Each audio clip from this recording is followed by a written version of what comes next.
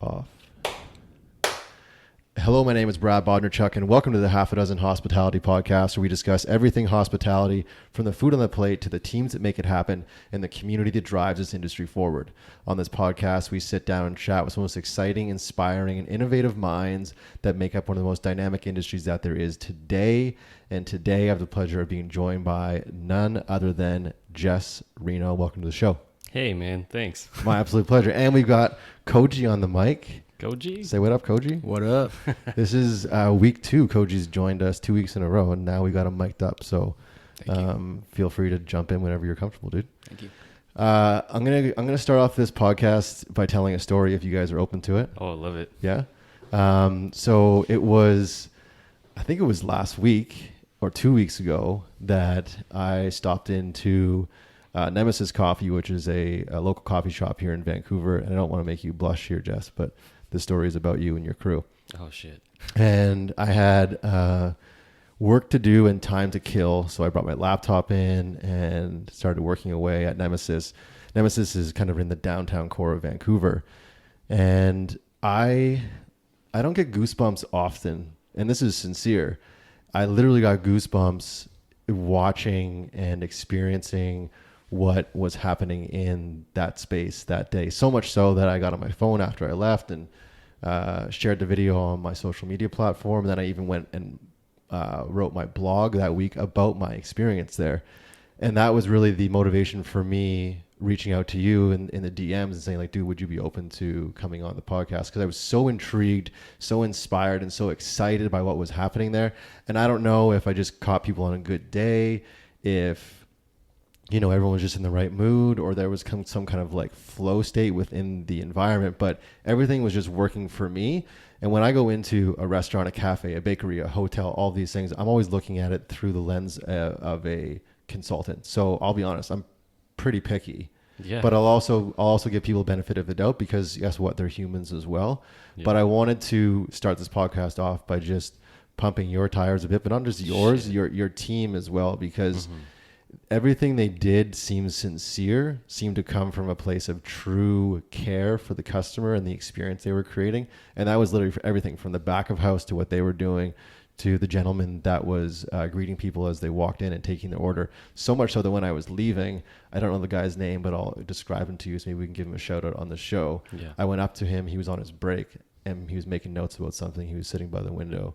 This is a long story. I apologize. No. And I tapped him on the back and I said, dude, I just want to let you know, like, you crush it. Like, you hit everything. Oh, man, you got to let me know who that is. You hit every aspect of what I would look for in this space. So as I tell that story, I'm going to flip it over to you and just ask you, as you hear that, about your business, about your team, how does that make you feel viscerally? What goes through your body when you hear people, not just me, but others as well, give feedback or reviews that are that kind of glowing?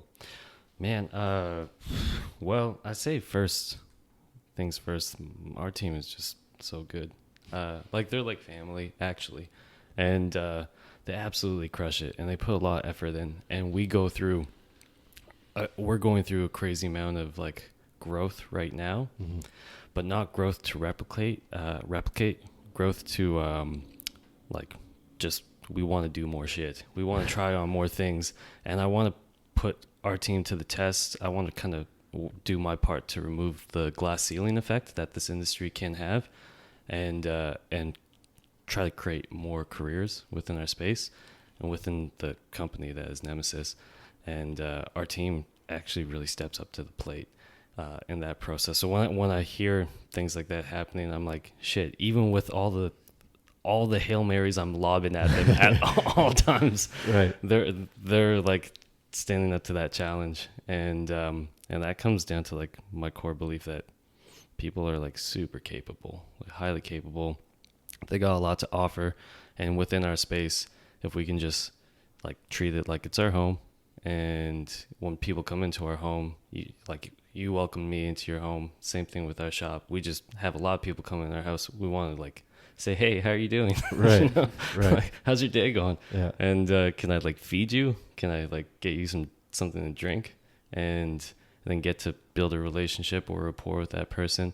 And those fundamentals are just like pretty simple, and then we back it with our intent, and our intent is, what are we going to do to be a little more exploratory on our menu, and how are we going to make it exciting for a chef, for instance.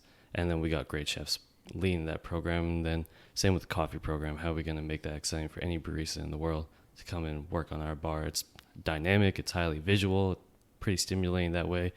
It's a conversation piece because you can circulate it 360 so people can walk around you and talk to you, but putting an emphasis on like the drama and the excitement of being engaged inside the space makes it easier for our team to do what not every coffee shop necessarily would do, which is like make communication. Oh shit! It's all good. It's all good. It's all good. Make communication with like whoever's coming in like that primary focus, and yeah, no. When I hear things like that, man, I'm just fucking over the moon. Can I swear? By the way, Yeah. It's natural for me. iTunes gives us a little red E, so it's all good. Oh, okay, great. Yeah, Yes. yeah. So I have to ask because I've known you now for about 6 minutes and 15 seconds. It's been a great 6 minutes. It's been great.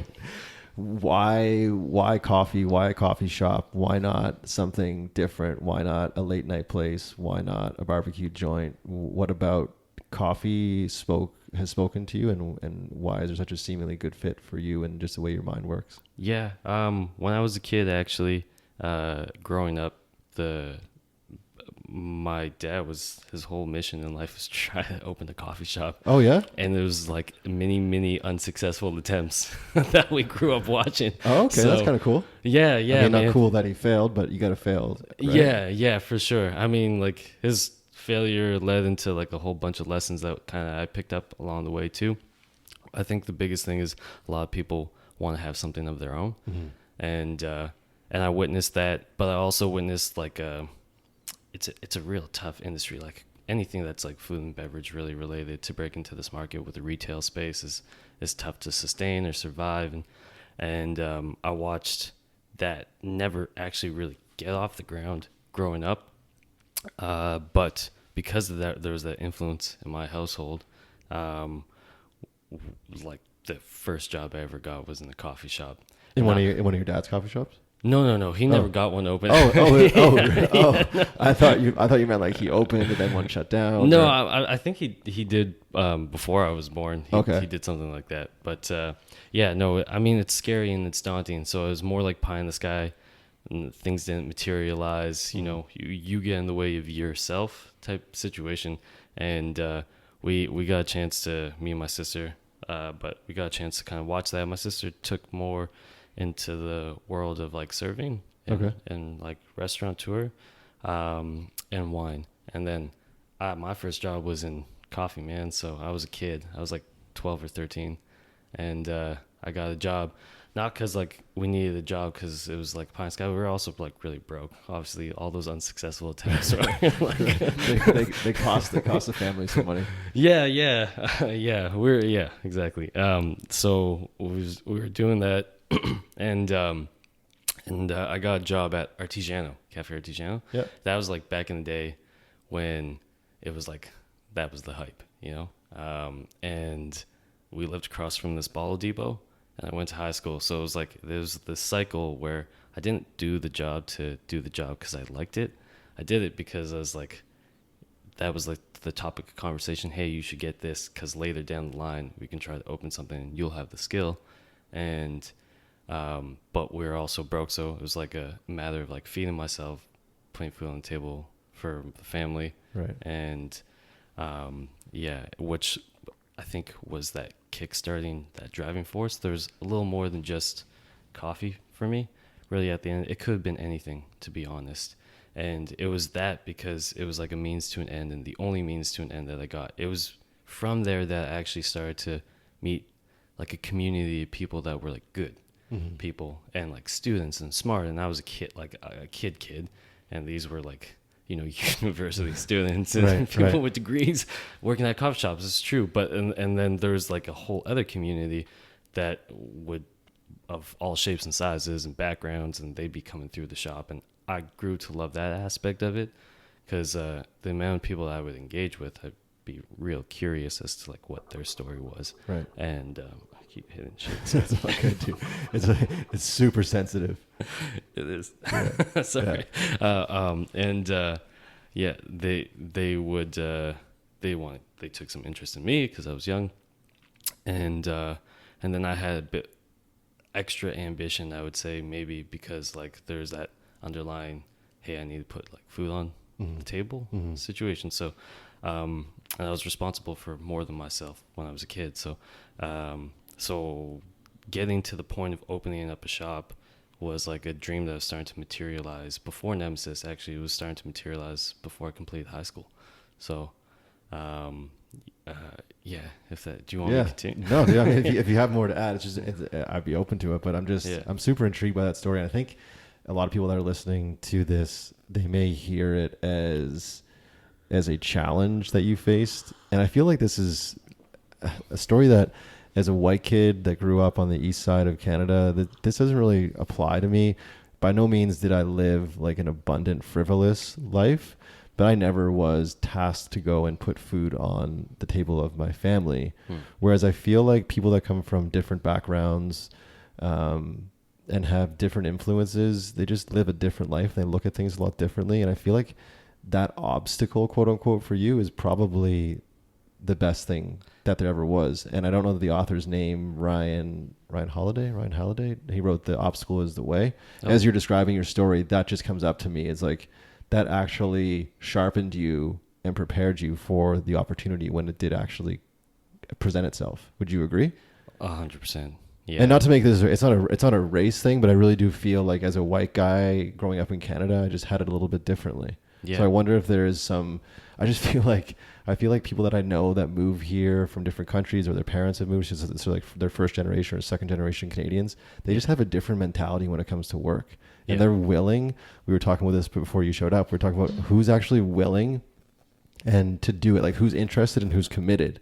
So I feel like what you've done is you've taken that to the nth degree, and you've shown with Nemesis and with your business that it wasn't just an interest for you. Like you were truly committed to seeing this thing through. Yeah, definitely. I mean, we ate a bit of shit on the first one. You know, I don't know what I was doing, man. I was doing it with my sister, and we were just trying to do it with my pops in that first location as well. We actually had opened a place on Commercial Drive, which is now called Cabrito. Yeah, I know it. Yeah. So that was actually like we built the space and everything. Like, oh, really? Yeah, that was my first. I was in high school. So you guys were in there before it was. What was the other restaurant? It was. It was called Wishes and Luck. And with before Kieran. that, Kieran Chung. Yeah. And this Kieran Chung and my sister Dolly. Oh, that's okay. Yeah. Oh, okay, cool, man. And then prior to that separation. was Lear Faye, which Lear is my middle name and Faye is my sister's middle name. Oh, so, wow. Yeah, so we switched from concept like. There's a lot of learning lesson that actually like team was a big one, and we switched a lot of gears because I was like, okay, this might not be the concept that I'm going for, or I was doing it for the wrong reasons. Like it wasn't a clear like strategy or a vision or something, and I didn't know necessarily how to get there, but I knew that this was not the one. And you could see it reflecting like the day-to-day work lifestyle, and what we were trying to actually create. It was more like a starting place rather than it was like something that you could replicate. Right. A million, like, you know, a million times. Yeah, a million times, or even just, you know, again and tweak it a bit, but people like come back and love it.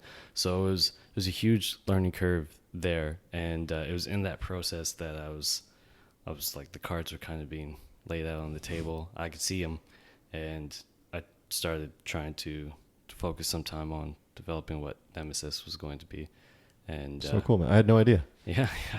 That's so. I mean, I say it a lot to my clients and to myself. Is like you need to fail, and you need to fail hard. Oh, man, and what you learn from that is just incredible. And I feel like anyone that goes through life and doesn't experience that, it's just a kind of shame on you, because you're just not. There's no juice worth the squeeze then for me if you're not tripping and falling and busting your teeth up every once in a while with different concepts or different businesses or different pricing model, whatever it is. Like you got to do that, because the learning there is just incredible. Yeah, in my opinion. Koji, I know your time is short, Did you have anything, not to put you on the spot, but did you have anything you wanted to ask Jess before you bounce? Because I know you're super intrigued in what he's done and what he's doing in just this space, and being from Cali, not being a Canadian guy. Do you have anything you wanted to share? You're from Cali? Yeah, I'm from Cali, man. Cool, man. So I've been to Nemesis like twice, but only like to go. But Yeah. the first thing you walk in the space is like really cool. Oh, thanks, man. Really pretty. I'm just wondering like what your inspiration was with the space and like what went into it and like the thinking of that. Yeah, man. Yeah, design is huge up in my book. So we designed that ourselves, but it took a while. The biggest thing was like trying to pull on a bit of like simplicity, like minimalism. Also because like that's all we could afford. Like, you know, we're trying to make it not look like we had the budget that we actually had, and yeah. So it was like kind of a cross of like Scandinavian, Japanese architecture, but we tried to pack it in with little tidbits of culture that was influential to us. So we got, you know, like Nas's records and like other like music that we love playing, and we got like pieces of art and people have kind of tagged up the windows, but in a tasteful way. And we've kept that on rotation since. So yeah, I think it was a bit of like, okay, Nemesis, the word is technically it's like a negative word, but if we remove a little bit of, you know, the meaning and reintroduce something, you got the word that's harsh, which could be like maybe a person's exterior. It's a little bit rugged, but like behind it, once you step in, once you get to know them more, once you like come inside their space, there's like, it's quaint, it's, you know, it's cozy in some ways. It's simplistic in many forms, that there's like layers to it that are like warm and inviting, and that's what we want to kind of really put out there. It's more of like that culture. It's like when we're talking about the story, like, you know, if you took the story, we got started going into like further detail, you know, you take it on face value, and I didn't talk about the restaurant stuff, it would sound a little bit harsh. But like once we start introducing those other elements, it's like, oh, you know, like there's something more here to this, like the person. Yeah, context. Yeah. Right. Yeah, exactly. Yeah, it's a gorgeous space. Very different from a lot of things in this city, which I think we need to be seeing. I think that's one thing I shared on social media after that day, was like, this is what I want to start seeing more of in our city, is like awareness and levels like what you guys are doing. Dude. Again, there's no sponsorships here. He's not paying me to say this. It is sincere, but it's just, there's so many times where I'll be out in our city, and I'm just, it's like, I always liken restaurants to either bands or dances. And cool. For me, a restaurant really works, or a cafe really works, when they're dancing their dance, but it just looks and feels right.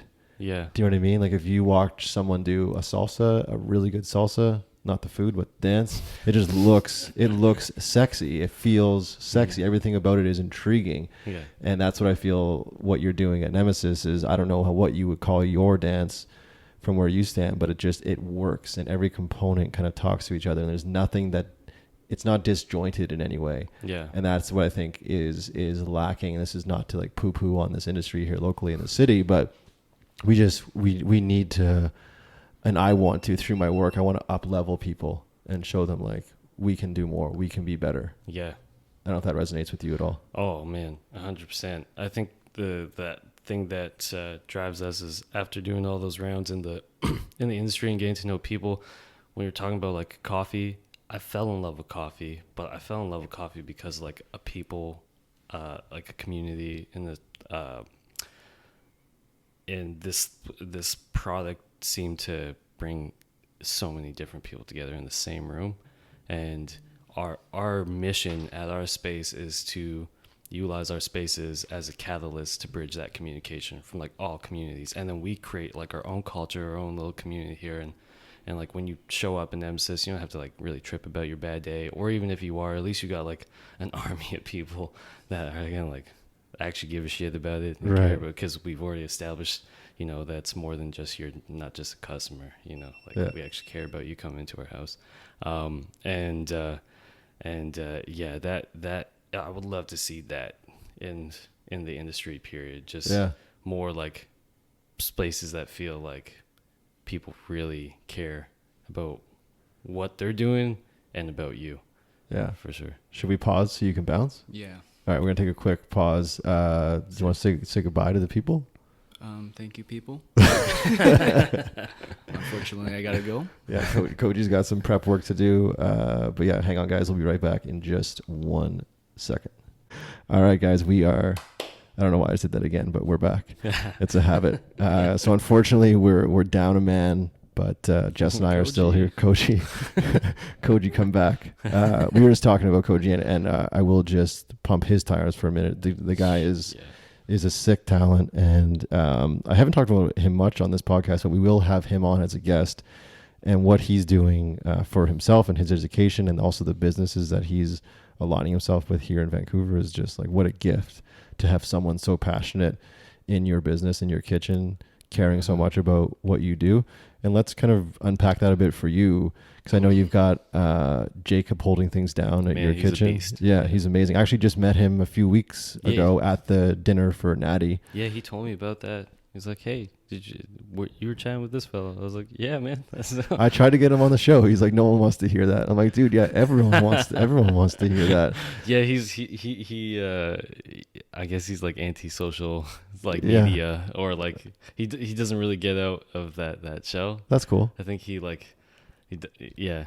because eventually, you know, me and you maybe can work together on getting him in front of a camera. I think it would serve him so well. I think he's got a great story. I think people do want to hear it. Watching him work. So I'll give people context. Sorry, we did a fundraising dinner for actually one of Jess's suppliers. Shout out Natty at Hazelmere Organics. If you guys are local, check out Hazelmere and support her and what she does. Their product is just crazy. Outstanding. Yeah, outstanding. So she came across some bad luck a few months ago, and we had this dinner to help raise some money to help her out. And Jacob was one of 8 chefs that volunteered his time, skill, and creativity to this dinner. And watching him work was just super cool. Yeah. And I guess that's the question I have for you. Like, what is that like for you to watch someone like that in? I hate saying your business, because I don't want to put words in your mouth, but I feel like for you it's like a collective. Mm-hmm. But at the end of the day, you are the owner of the business with a group of people. Yeah. What does that make you feel, again, viscerally, when you have someone giving so much of their time to something that you kind of grew in your own mind? Man, well, like, let's say in the case of Jacob, there's tons that I've just learned, just him being around, and also just how to operate and understanding of the industry. And when you have someone that's like, that's what they've dedicated their life to, mm-hmm. it's hard not to, and you see them or you work with them frequently, it's hard not to like have that rub off on you. So just even the books that he reads or his approach about things, and like if you ask him if he wasn't cooking, he'd be like a historian. Okay. Like, so the dude's got like this incredible knowledge on history.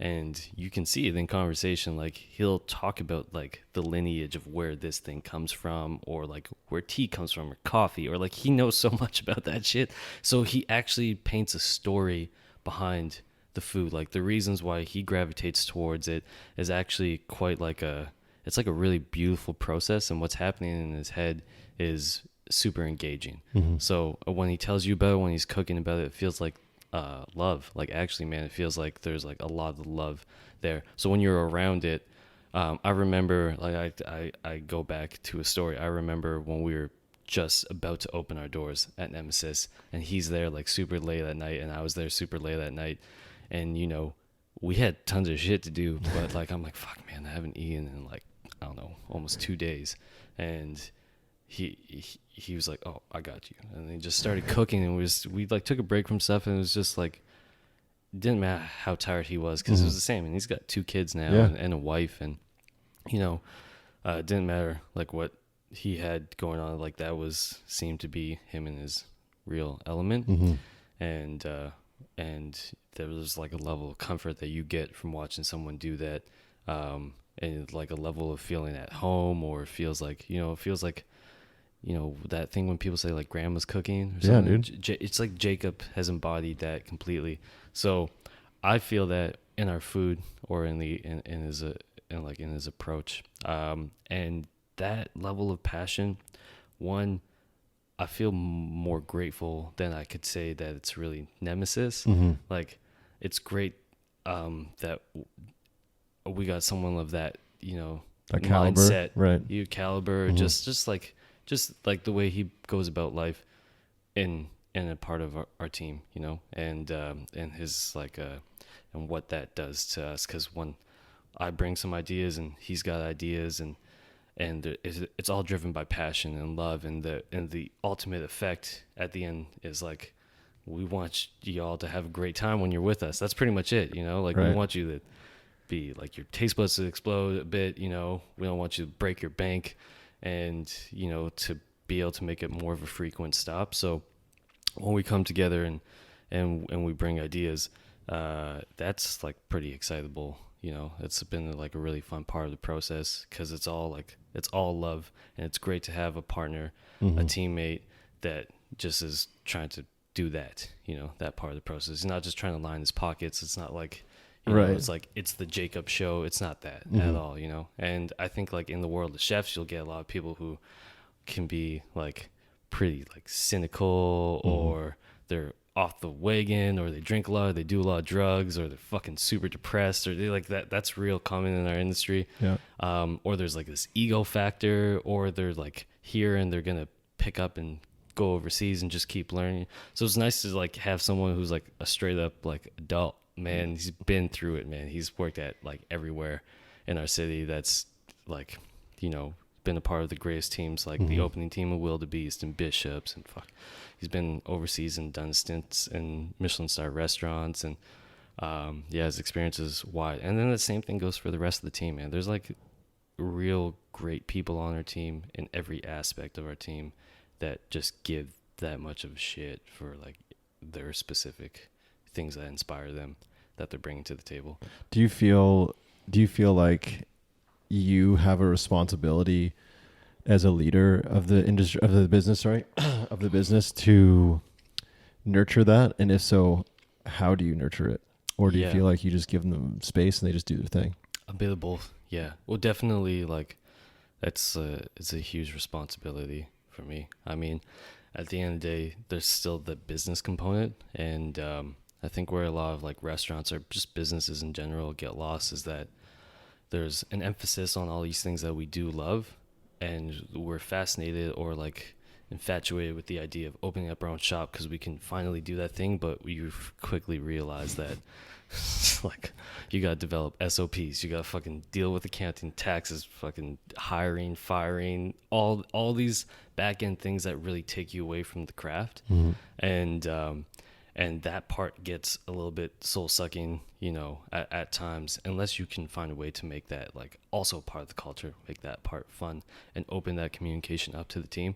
So like, part of my role shift is I spend a lot of time in my own coffee career just training people, and even in the food industry, just like trying to like bring a team together, assemble an idea or project, and see things through, and take that onus and responsibility upon myself to like, you know, bring a challenge to the table and just say, fucking, we're doing this. Like, we're gonna do this thing. And I think in my leadership, that's maybe one of the more positive aspects, is that, you know, if you ask my team, they'll be like, oh, fucking, we're doing this now. We're gonna be doing this thing, Right. you know. And then like trying to cull from who we have instead of looking outside to like, let's step up to this plate. Like, we're a little bit older, we should be a little bit more wiser. Yeah. We can handle this, you know. And my shift in responsibility is creating platforms, understanding our space a little bit more, where we can, you know, like we're talking earlier while Koji was leaving on that pause, just about like that space at Polygon. Yeah. The kitchen is small for everything that we want to try to accomplish of it, but it's beautiful, and the space is beautiful. And like, trying to create spaces where we can flex other disciplines and not just like, This so isn't like, just what you do. yeah, we're not just like messing around with it. I'm like, we're fucking okay. We were a coffee shop, now we're like a coffee shop turned like, we have strong food program for real, or at least I feel that way. And then we're moving into baking and pastry. So when we open up Polygon, like that's like a whole other discipline. You can see it in our case now, but like that's actually like the program there. And maybe we should have spent more time and years and whatever, but I think where Nemesis kind of differs and the team it differs is that we've gotten used to just saying, no, fuck it, we're going to do this, and just like we're going to go all out. We're going to learn as much, and we're going to take on people, and we're going to get consulted, or we're going to try to trial by fire until we have the result that we're happy with, you know, and get that feedback that we want. And yeah, maybe that's a long-winded way to say it. No, it was good, man. So let's talk a bit about the growth you're experiencing, and this will go live in 2 weeks, so beginning of October. I know you've got some exciting news near the end of October, and then I think it's February as well. Yeah. So let's talk about the growth you're experiencing and what you attribute that growth to. Is it just timing? Is it opportunity? What is it for you? Yeah, I mean, we're about to move into our second location, and though the name is Nemesis, the program and concept is different, and that's kind of what we wanted to anchor our brand in. Like, you know, there's very familiar aspects to it.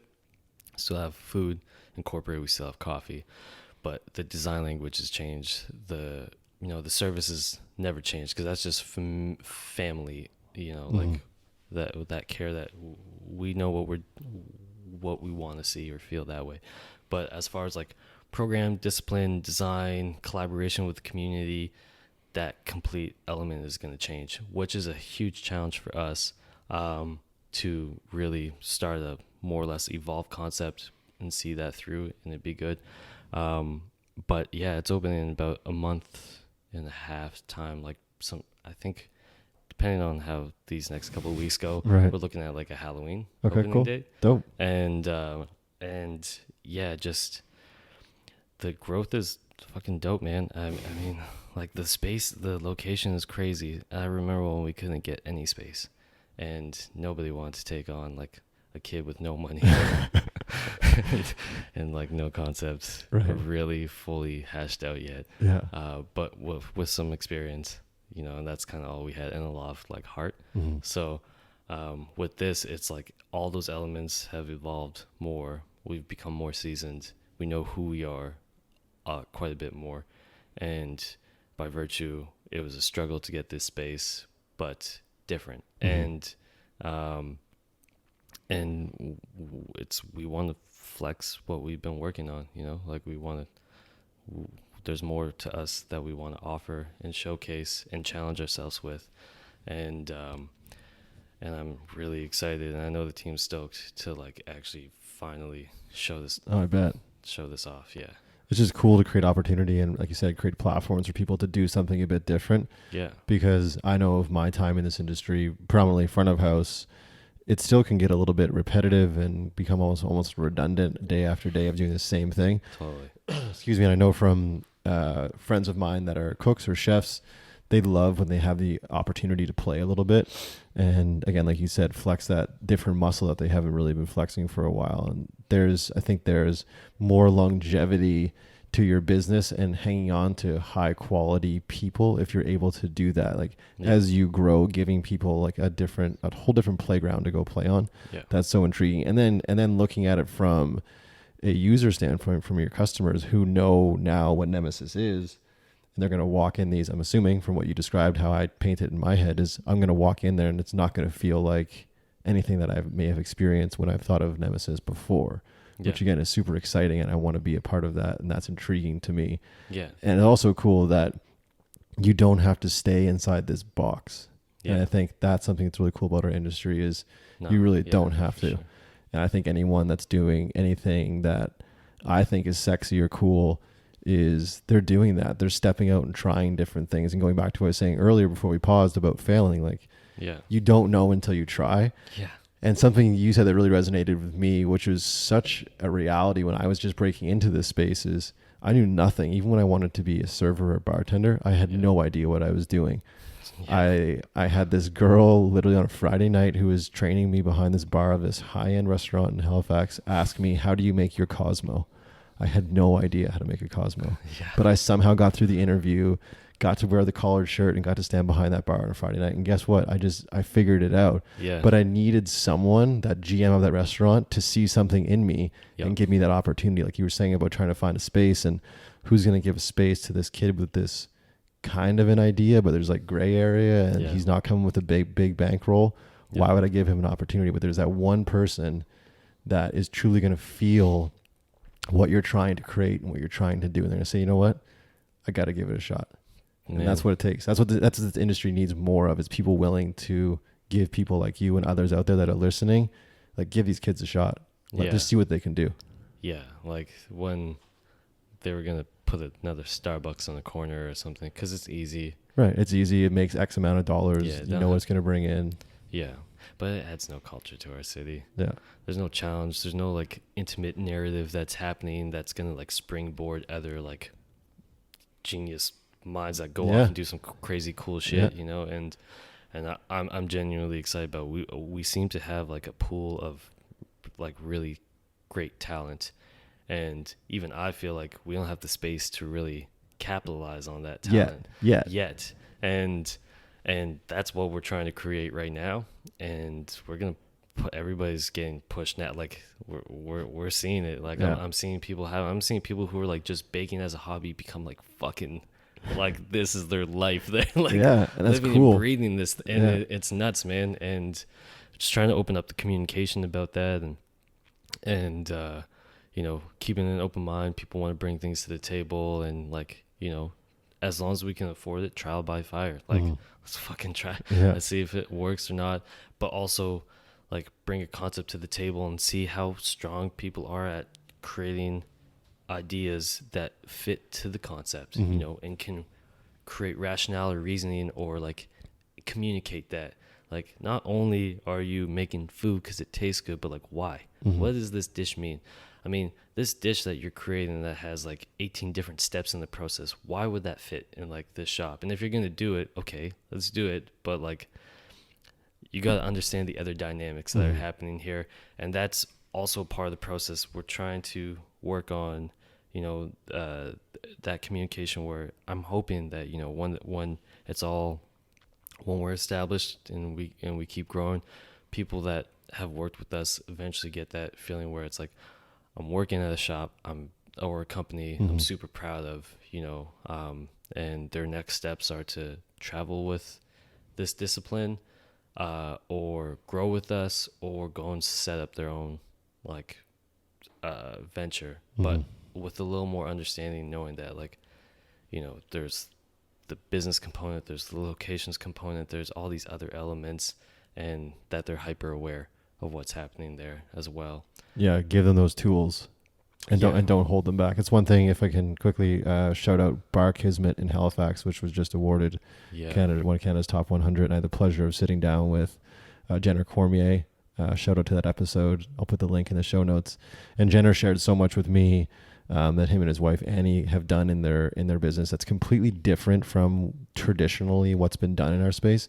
And something you said that again just reminded me of that interview was talking about if someone does want to like pick up what they've learned and go and do their own thing.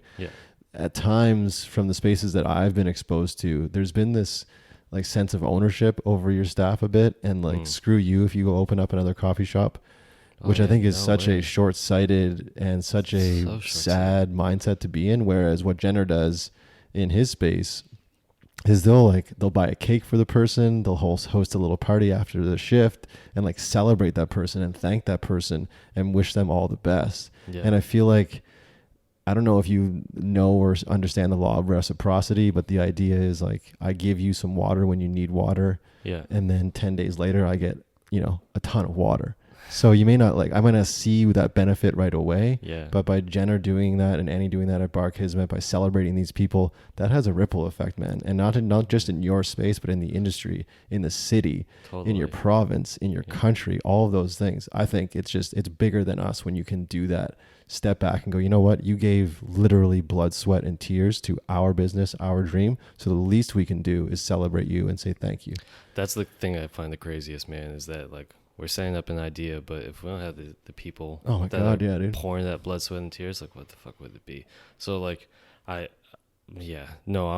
like, there's a level of gratitude, and also like just it's mind blowing, like the idea of that, you know? Yeah, man. Like people literally wake up in the morning, and that's what they do, and they come and they fuel your dream. Yeah. Do you know what I mean? Yeah. Like that. Like I'm glad that you said the word gratitude and grateful. Like if you don't feel that and you're an owner of any business, but especially in the hospitality space, like, dude, if we don't have people, what do you got? Nothing. Yeah. You got four walls, a concept, and nothing. Yeah, man. Someone pointed this out to me the other week. I didn't realize what I was doing, but the first thing I do when I hop in the shop, even if I have a meeting, is like I'll make my rounds to the whole team, say hello, give everybody a hug, and then go and sit down, have my meeting.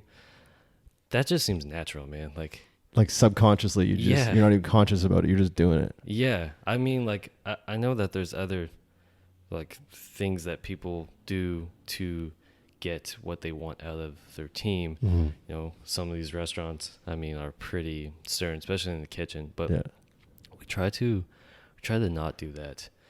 Like, we actually try to show love, man. Yeah. You know, and build more of a family. I believe that there needs to be a level of structure, or someone that you trust in that's delegating you out a task for the right reasons. Mm-hmm. You know, we're just not like working aimlessly, because then you feel like your time is pointless. But we have that in our team, but we literally have like this underlying element of like family, love, who want to see each other grow. So yeah, if my team, if it was all like love, man, and the team's going out and starting their own cafe or going with our doors are like always open. We got people who've come and have gone back to like Australia or Japan or Ireland or wherever, and man, we still talk to them like all the time. Yeah, so they're family, right? They're family. Yeah. We and we didn't get cakes, but we would pie people in the face. Oh, okay. On the way. Actually, I got a hilarious. It's on our Instagram. Oh, okay. We got like. I'll put a link to it in the show notes. Yeah. Show notes hilarious. The video I think that we posted up was specifically of a fellow named Sho. Oh, really? Yeah. Oh, shout out Sho. Yeah, shout out Sho, man. He's dope, from Japan. Like his big thing was that he wanted to come work at Nemesis. And isn't that so cool, dude? Like, how humbling is that? Yeah, he only had like 3 months, and all the places that he went to weren't teaching him coffee the way he wanted. It was like they had to go through the structure. We just said, fuck it, man, we're throwing you in. And we do that with everybody. We're like, we need a level of what's that word? Polyvalency. Ooh, I don't know that one. Where everybody can do everything. Oh yeah. I love that, dude. Like I call it cross training. If I'm talking about like clients that I'm working with, I'm a big believer, man. Like I'm going to train all of your staff to do everything in this space. Yeah. And just watch the value just go through the roof. Man, straight up. I mean, it has its drawbacks because there's a lot of things to to consider. Take in. Yeah. But like, there's not everybody on our team makes coffee, and I remember it took me forever to get on the bar, man. And that, like, I mean, I might be an anomaly of the group because I went and actually opened up something, but other people just like, hey, fuck this, like I'm like change careers or fields. But like, if there was a little bit of a flame there and you had a fan and you just fanned that a bit, you're like, who knows that they might like latch on, gravitate towards it, go off on the deep end, like fall in love with this whole thing. And we just act as that platform to foster a bit of that love, or like that community internally, and what we invite into our shop and what we promote externally to, that reciprocity, show love, people come back. Yeah, exactly. Yeah. And then they go off and just become like fucking badasses of the industry or do something special. That's cool. We've talked a lot about kind of the fun side of this space and what you've experienced. We talked about some challenges as well, because that's the reality. But can we talk more about? Do you want some more hot water on that? Oh, I'm good, man. Yeah, you sure? Oh, shit. Yeah. It's still, that should be still. You want to double down? All right. Yeah.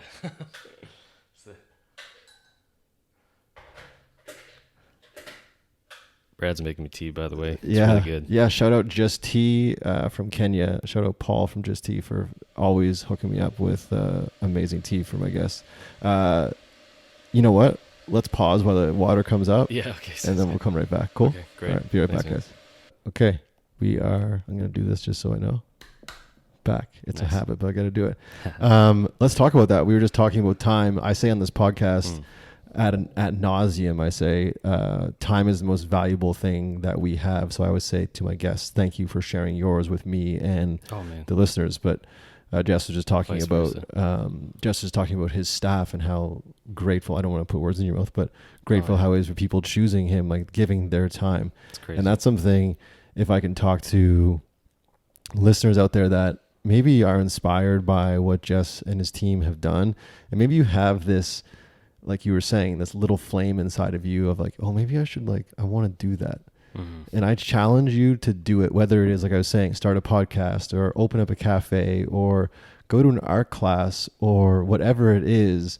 Like, if you don't do it now, when are you going to do it? And I don't live in this mindset of like doom and gloom, but I don't know what tomorrow's going to bring. So you bet your ass, I'm going to make sure that right now I'm going to do exactly what I want to do. And I'm going to hug my daughter when I see her and tell my wife that I love her and make sure I give her a kiss and all these things, because we all have a number above our head. I can't see yours. You can't see mine, but it's going to happen at some point. Yeah. And my mentor told me, he said, when you die, you've got two numbers. You've got the year you were born and the year you die. And in the middle, you have a dash, and it's a really small dash. And that right there is your life. Oh, that's crazy. That's your life. Like, that's the opportunity that you have. So what are you doing?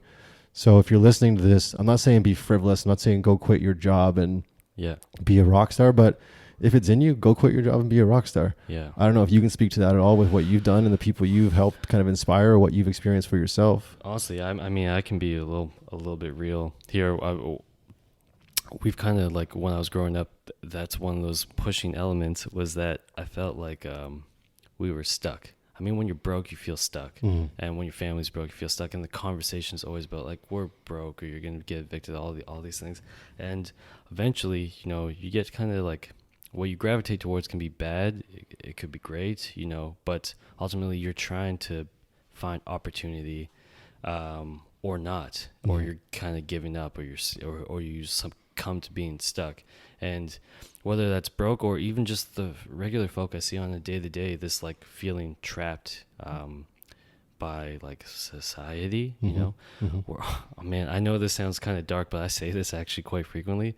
We're gonna fucking die, man. Like, that's what I'm saying. It is inevitable. Like, face it, it's happening. Yeah, exactly. I mean, why not fail? But but I think it's a beautiful thing, being in touch with death. It's actually beautiful, because if you and I understand, like, categorically understand that nothing, meaning time, isn't given, what are you gonna do with it? Totally, man. You're not going to just spend it frivolously on doing things you're not really passionate about. Man, yeah, exactly. And this is like a whole other podcast. Or even just like love. You know, you want to, like, give what you're talking about, like kiss your daughter, hug your wife, all that stuff. You, like, just doing that more often, not letting these trappings to prevent you from just giving that energy out.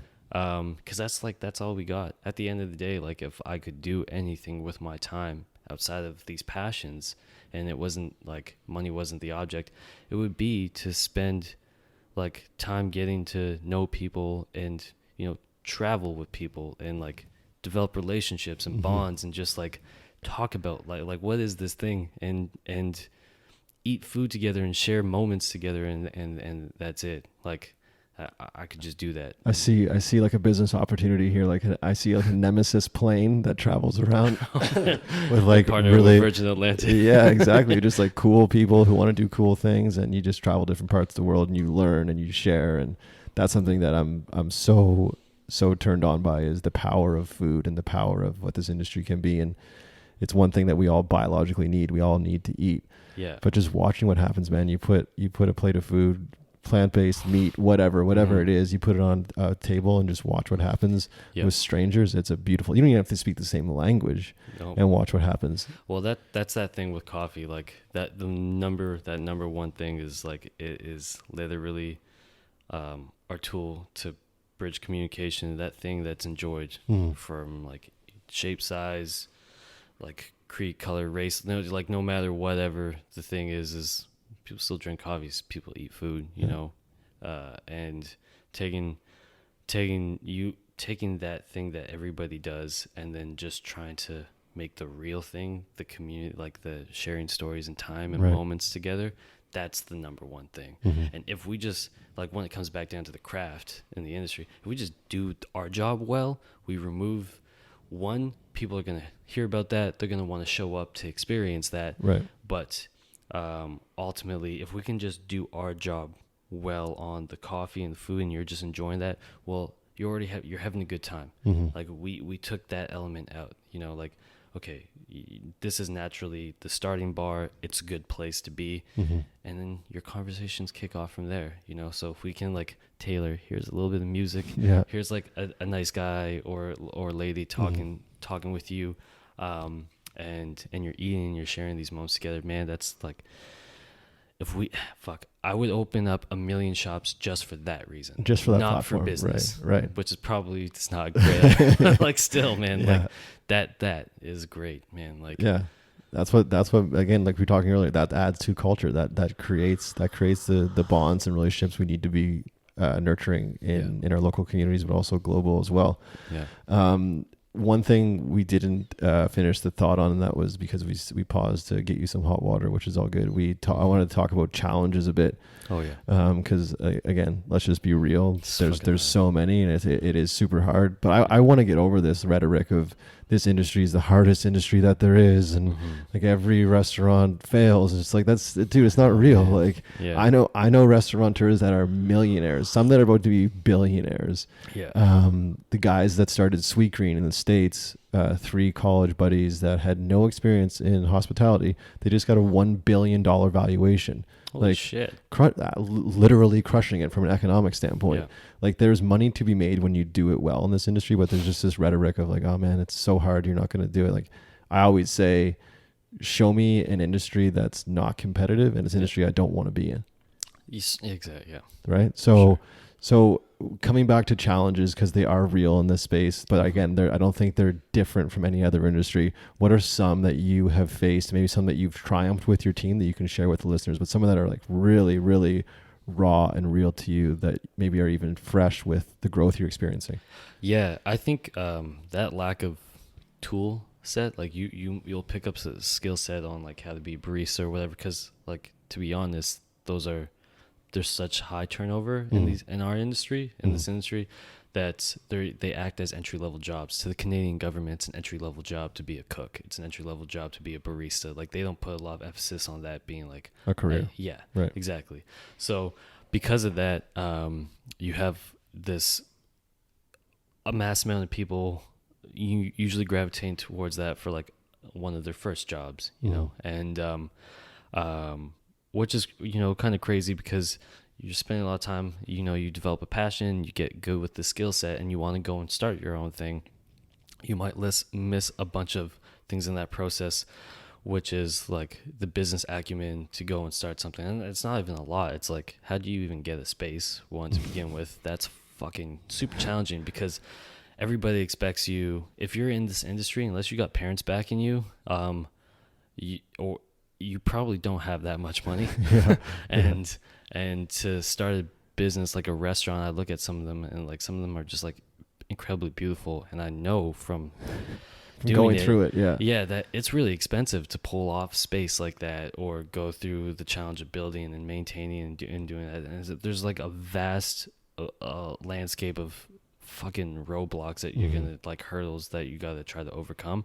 And I'd say, like, finding the space and the right space, you know, and trying to do more practical due diligence in the process of like understanding your neighborhood or what's coming up and things like that, and not just being like, oh, I'm gonna take this, you know, like, oh, this person wants to give me space, I'm like shoot from the hip, straight up. And then, you know, if you get past that hurdle, that hurdle of like, how are you going to raise capital to do this thing? Mm-hmm. And at the same time, how are you going to build out a concept? How are you going to brand this thing? How are you going to market this thing? How are you going to pay people? How are you going to fucking pay people, man? Yeah. And like, once you get past that stage, then of like raising the capital and bringing the team together, and you get your doors open, how the fuck do you keep this thing open? How do you keep the lights on? How do you, totally. How do you keep the lights on? How do you keep paying people? How do you make it a rewarding experience for them to be at that space?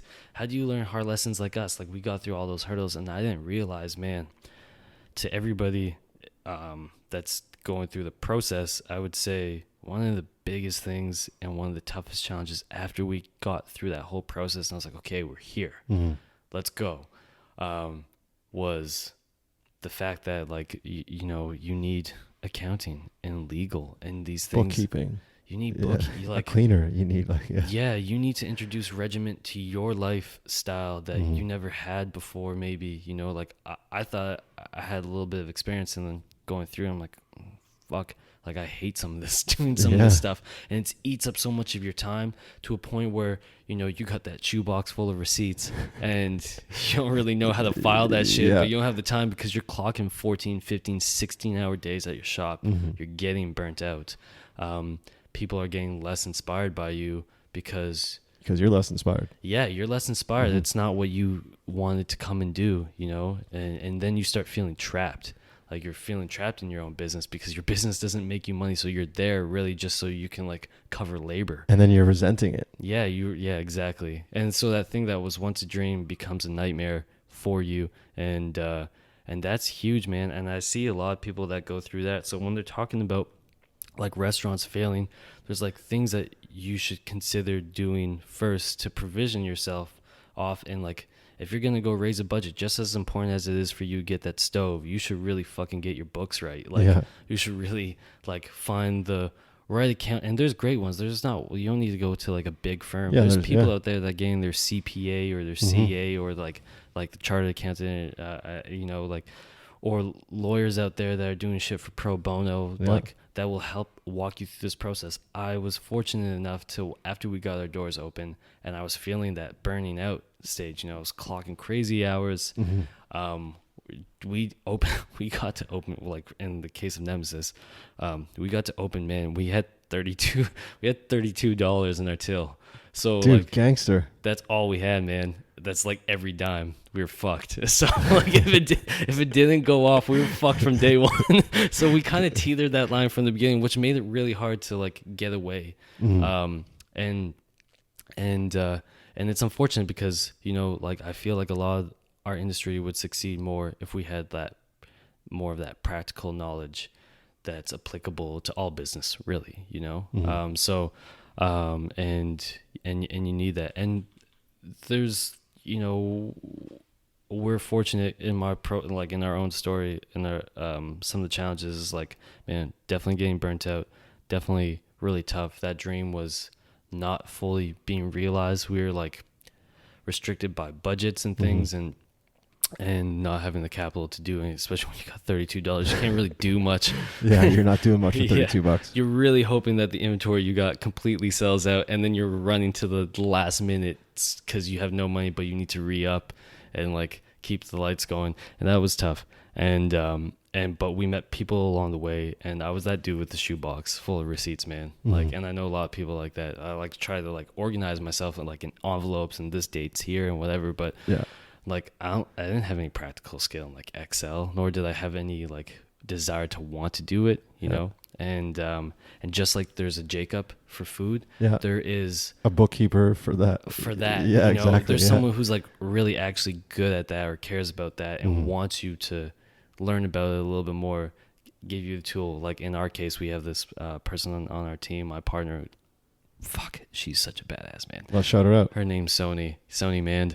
And, like, major shout out, because we started to transform. You know, we had the team, we had the passion, we had the ideas and the concepts, but once we got a little bit more tightened up on our numbers, like, we could actually analyze and be like, oh shit, yeah, we were, like, bullshit guessing our 30-something% food costs. So really, It was like, we're running at 45. Like, we're fucked. Yeah. We got like, and then you start working back from there, and then like introducing legal too, and starting to implement opportunities as you grow and you get past that hurdle where we're at right now. It's like, okay, we're opening up each location. We have amazing people.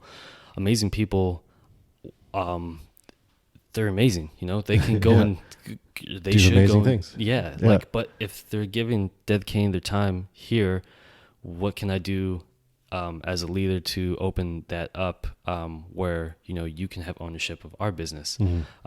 And we have multiple locations, which means that we have a corporate structure that, like, each one of these things is an entity. If someone's killing it and that's become a home base for them, like we've worked on our numbers. Now we're working on like a legal back end so that we can actually provision, you know, room for people to have ownership and equity of that business. Yeah. You know, like, because it's theirs, and if they don't have the capital to contribute, they're putting in their blood, sweat, and tears, and that to me means, you know, like, I love seeing when people put their money where their mouth is, because when someone tells me like I don't have the capital to do it, I'm like, let me tell you, I'm a fucking shining example of not having any money to do anything. Yeah. Like, and also, like, technically our last restaurant was a failure, so Yeah, exactly. we had a failure coming off You of had, like, failure debt. to try yeah, major debt. Yeah, and exactly. like You had negative money. yeah, it was so much negative money, and by virtue, like, none of the banks wanted to deal with us, like, nobody. So it was like, that was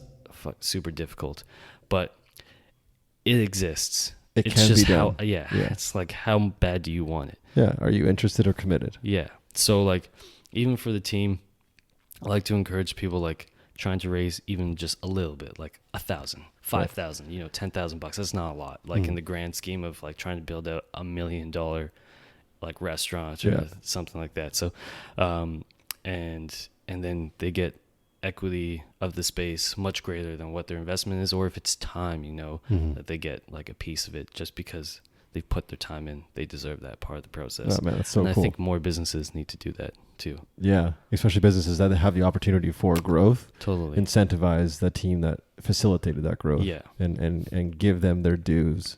And that's only going to pay you dividends down the road. You know, like how there's like NFL teams or like sports teams, and they might, like, a player might sign for like an extraordinary amount of money. But you see a lot of players that go like, man, it's not about the money. I want a little bit of like the I want to like the I want to win a Super Bowl. I want to win a Super Bowl. Look so at- I'll yeah. take less money Yeah. and go. Well, Tom Brady does that, man. New England, he takes man. less money. Yeah, I've talked about that with I've talked about that with Yeah. Sean Layton from Como. We talked about that on the podcast for like a half hour. Yeah. We were talking about how he'll have Bill Belichick, the head coach Fuck yeah. of the Patriots, will have people come in and they'll be like, yeah, a wide receiver. He's like, I want to make $15 million a year. And Yeah. Bill Belichick's like, well, I'll give you 6, Yeah. but you'll win a championship. Yeah. Are you on or are you off? And they're Totally. like, "Pff, I'm down.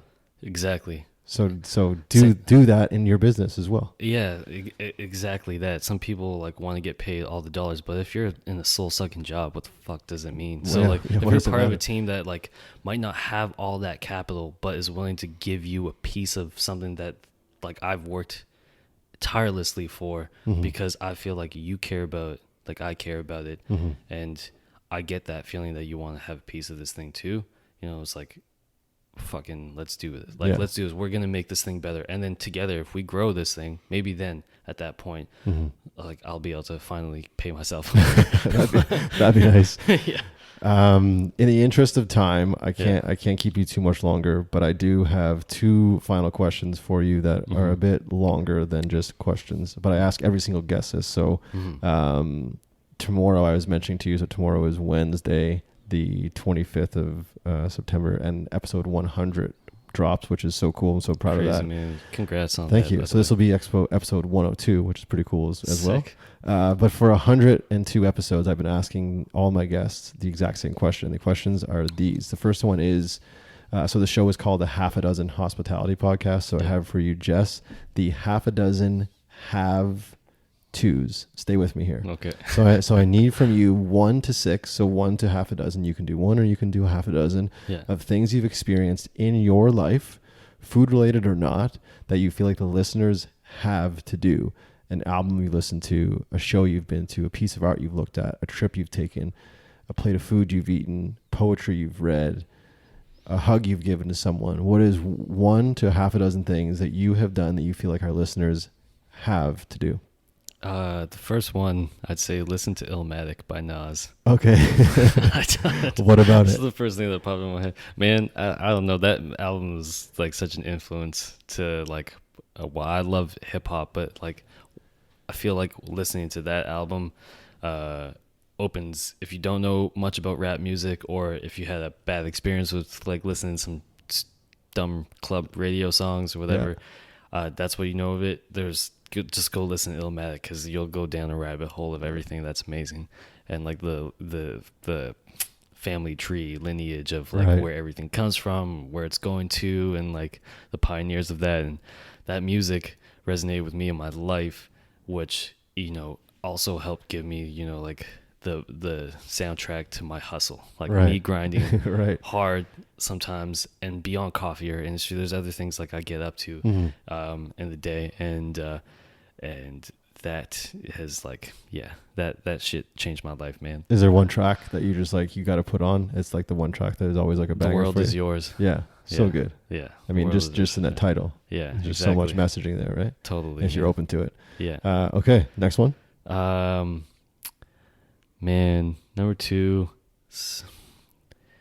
hug and love, and just give love to all the people that you care about, and just do that as much as you possibly can. I'd say that's a big one. Just give love in moments. We don't know how long everybody's got. I mean, some of the things that's happened in my life, where I was talking to somebody one day and they're my best friend. Actually, today, September 24th, marks another huge like personal thing for me. So I guess this is not a do for people, but it's like a passing of a friend, and it was actually quite tragic. Oh, man, sorry to hear that. Yeah, no, I mean, we're 5 years on, so today's the 5th year, and usually I don't do anything on today, but I'm getting to that stage where it's like, nah, I'm going to start doing some stuff, and it.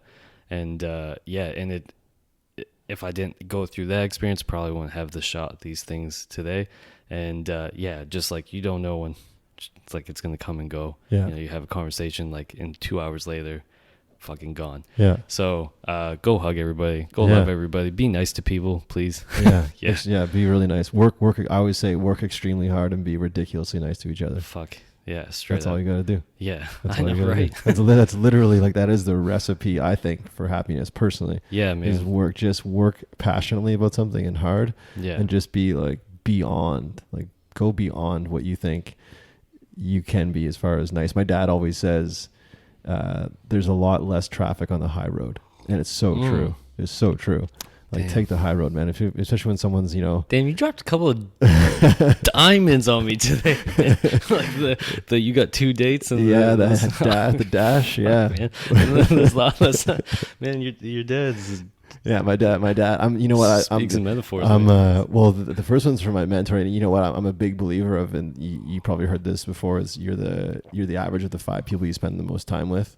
And I love everyone that's come in out of my 37 years on this earth, but I feel super, super blessed right now to have the power circle that I have, because they just make me a better person, a better man. Totally. And I'm able to just share some of the things that I've learned with you. And if you take that, or a listener takes that, and they embrace the fact that they've got 2 dates and they have this invisible number above their head, and they, you know, they hug people more, or they give love more, it's like, that's a win for me, dude. That's a huge win. So I feel thankful for you for accepting those things, because man, thank you. They're really important. But I interrupted your have tos. You feel like you're done? Or you good? No. I think I got a couple more for sure. I think like number 3 would be don't be so hard on yourself.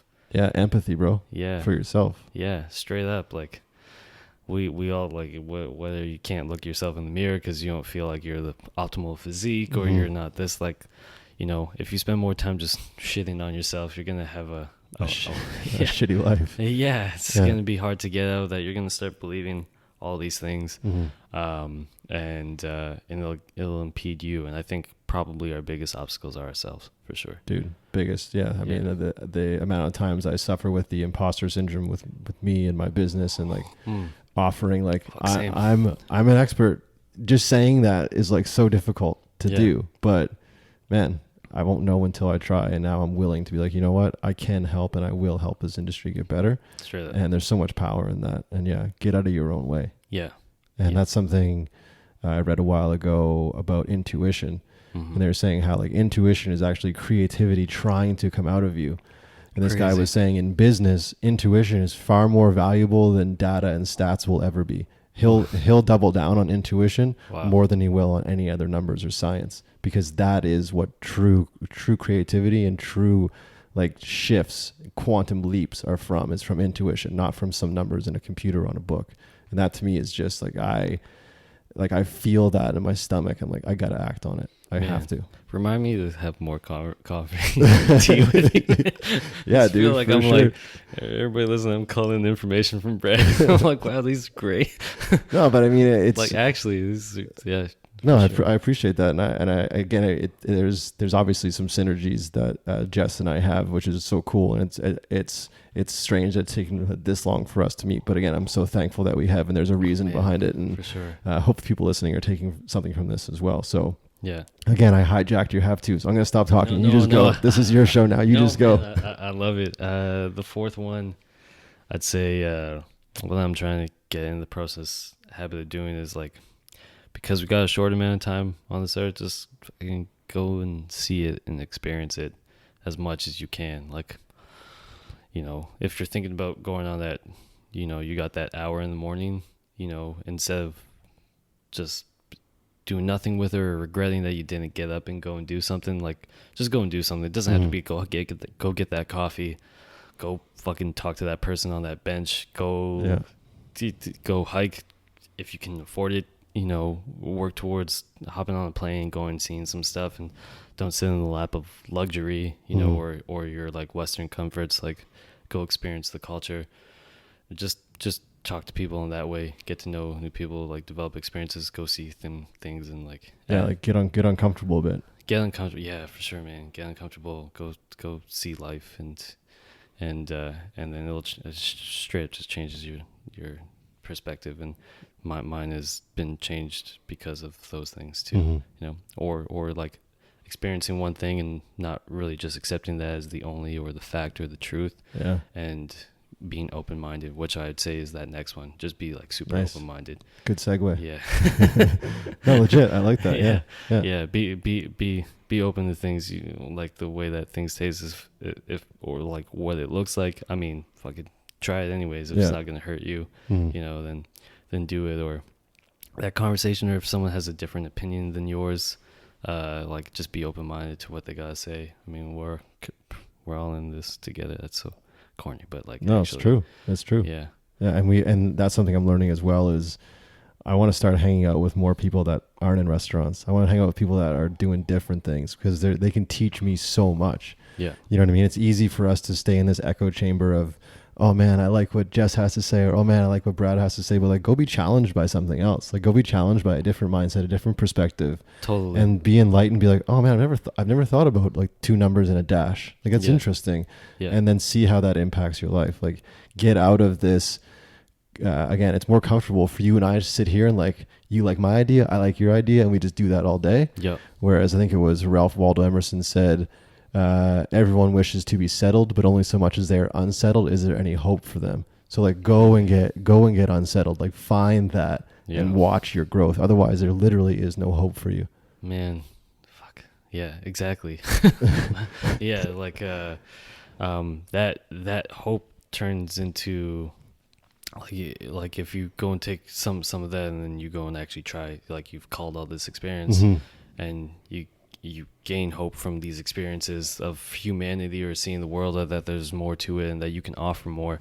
Like, taking that and just going and, oh shit, well, that would be a 6-1, which would be, you know, like, fucking, if you can turn that into something like fail, or like get a lesson out of it, or succeed, you know. But no matter what, like, it's not a failure unless you've called it quits on yourself. Like, and I talk about this all the time, man. Like, you I don't define what a failure is for you. Yeah. And like you don't define it for me. I don't define what success. I don't know if success for you is $3 million in the bank or $10 million. I don't know what that is for you. Like, you get to, and this is for everyone listening. Like, you guys define what a failure is, and don't let anyone else say that was a flop or a hit. Like, you define that. I'm in straight agreement with you. definitely. Like, fuck failure. Like, yeah, and fuck what everyone else thinks about your failure. Just do it. Yeah, like, I mean, if someone who opened up a restaurant and it didn't work out goes and like it just destroys them, you know, because they're too afraid to ever try that again because, you know, they think that people think about that all the time, you know, like they don't, man. No, they don't. Really don't. Yeah, they don't. You know, like you're, once again, going back to the other one, you're your own worst enemies. Like, just don't hold yourself down so much and fucking just do it again. We only have so much time. So just fucking do it and do it and do it and try new things and just, you know, love people and listen to Illmatic. The last question I have for you is the half a dozen haven't yet. A little bit easier, maybe a little more top of your head, things that you have yet to experience, kind of like a bucket list. So what's something or 6 things that you have yet to experience that you can share with myself and the listeners? Yeah, I would like to have kids one day. Okay. Yeah. I got a 15-month-old you can take for a spin if you want. Man, dude, I love children, dude. Like, yeah, I love seeing new life. I'm a godfather to the Godfather. Yeah. That's cool though. To my best friend / you know, like I'd call him my family brother. Yeah, your brother. His daughter, and that's such so like I want to be there for that. So I can only imagine what it's like, you know, having your own kid. It's next level. It's next, and we're expecting another one in January. What? So we're just going through some names here. You guys can't see it on the screen, or obviously if you're listening, you can't see it. But I'll get your take on these names after we turn off the mics. Dude, they're all good names. So yeah, we've been blessed. We're truly blessed. We have a beautiful daughter right now who's super healthy. Man. Yeah, thank you, man. I appreciate awesome. that. Holy shit. Yeah, and then we got another one on the way, and it's just yeah, dude, life is such a delicate, beautiful thing, and I feel so blessed. Again, I keep hijacking your segments here. I apologize. I feel like these are like shared, like, cause the things that I'm saying, it's great that you actually have that, because I look at like Jacob having his kid, or we're coming to that stage, and it's like, actually, am I fucking up this whole thing if I ask you, no. What were you scared shitless when you were having your kid? No, this is something I've been thinking about since I was like a teenager. Really, man? Yeah, I'm a bit of a square. Like, I'm not your regular dude. I can confidently say that. And I was into like, you know, sports and health and fitness, and I didn't ever dabble in any of that other stuff. And I've always wanted to like be a strong family man in my own definition of what that is. Man. But I've always envisioned myself as a father. And I like you before I had my own kids, I just loved like the look of babies and how they smelled, and like they're the rawest of the raw. Yeah, and they're absolute innocent. Yeah, so innocent. And so when I got to be a father, there was no fear. I had no idea what I was doing. Yeah. But I knew that I loved this little person so much that trumped everything else. Dude, I can tell that you're like a fucking wicked dad. Oh, thanks, dude. Yeah, and I feel super lucky that I've been gifted this opportunity in my life, and it truly is a gift. And she and my wife are the reason why I do what I do. Yeah. 100%. And one day when you're gifted that opportunity, dude, just watch out. You're going to like just turn into, like, if you think you're on like a beastin level now, which I think from where I'm standing you are and what you've created, just wait till your son or your daughter looks up to you. You just feel like look out. I'm not a big UFC guy, but there's a UFC fighter by the name of Donald Cerrone. Yeah, he has kids. Yeah, and he said, I read a quote, something about like, when he steps into the octagon, that other man is trying to take food from his kid's mouth. Yeah. Oh, just like, I don't want to get in there. Like, you know what I mean? Like, that's next level inspiration, motivation, all those things. And that is a gift. If your kid can give you that, dude, just like, shout out to kids. Damn, man, you make me want to have a kid. I already want to have a kid. Like, I look at my friend, his whole life changed even for the better. And that was not planned, and I could just see how he stepped up to it, and he's killing it like as dad, man. Oh, it's so awesome. And like he actually has like, he's got like more purpose, more drive. Yeah, dude. Yeah. Like what choice do you have now? Yeah, he's going for it. There's a lot of selflessness in it, and I think it's just like, no matter what the businesses are, I think they're equipping me maybe a little bit to deal with the most significant task, which is like raising and Being shaping responsible for from yeah, start, dude. Yeah, dude. you know, to Yeah. as far as you can take it, you know. Yeah. That's crazy. Running a cafe. I'm not trying to make it sound easy, but like no, it's when much you have easier, a I can kid, you'd be imagine. like, dude, I'll do the cafes all day. Like, Yeah, there's straight just, up. and I'm only 15 months into it. Like Jacob Yeah. has a 5-year-old and a 1-year-old, so Jacob's been through it. Like he's been doing it for 5 years with the other kid. Totally, I got man. no idea, but what you've done to date, I'm sure that it's just those are like reps in the gym, dude. They're just like you're getting Yeah. ready, you're flexing those muscles, you're ready for when that kid comes. Like I can deal with stress, I can deal with a little bit of lack of sleep, I can deal with Straight up. it's just like you're sharpening that sword now. As so I look forward to one day celebrating you as a father as well. Yeah, and welcoming well, you to the club. Man, thank you. Yeah. I'd say we keep it at that for Yeah, man, what a great place to end it. Yeah. Before I do let you go officially, I have 2 things I want to ask. If people want to reach out and engage with you or your team, how best they do that. Yeah, I mean, you can hit us up through social media because, I mean, there's a couple of people on our account, but I'm usually the one to get back to people. And that's just at Nemesis. Yeah, it's nemesis.coffee is our Instagram. And, yeah, slide in the DMs, you know. And the email is there's info@nemesis.coffee. And then you can just hit me up personally at Jess@nemesis.coffee, JESS@nemesis. Amazing. Yeah, NEMESIS.coffee. Beautiful. I didn't actually know that you could do .coffee, by the way. When you sent Yeah. me your email, I was like, I don't think he finished it, but Yeah, but no. it is legit .coffee. Yeah. And again, before I officially let you go, I just want to say and celebrate you and what you've done. And I know, Oh, man. and I don't know, but I'm assuming the man that you are and the person that you are, you would say that this isn't all you, it's your team, which it truly Definitely. is. So let's Yeah. celebrate them as well. But I do want to fly your flag and celebrate you and lift you up and say, I'm super proud to now have shared this time with you. I do now consider you a friend, and I hope we can have more teas and more conversations. Hell yeah, man. But I'm inspired by what you've done. I'm inspired by what you're going to do, and I can't wait to see the impact that you have not only on this city, but on this province and eventually on this country. And I would be more than happy to stand behind you and support you along the way. So please do let me know how I can do that, and listeners as well, because sincerely, I do want to do that, and that inspires me and pushes me to be better as well. So thank you for doing what you do. Shout out to the team at Nemesis. Yeah, for sure. Shout them out. So I'm super humbled by that, man. Thank you. Oh man, it's from the heart. Hey guys, thank you guys for tuning in as you do week after week. If it wasn't for you guys, this show would not exist. I appreciate and love you all. That is Jess. That was Koji. I'm Brad. This is the Half a Dozen Hospitality Podcast. You know what to do until next week, guys. Be good and do good. That's it. We're out. Thanks, Sweet. bro. Thanks, man. Appreciate it, man. Yeah, so much fun. Yeah, You that's crushed great. it.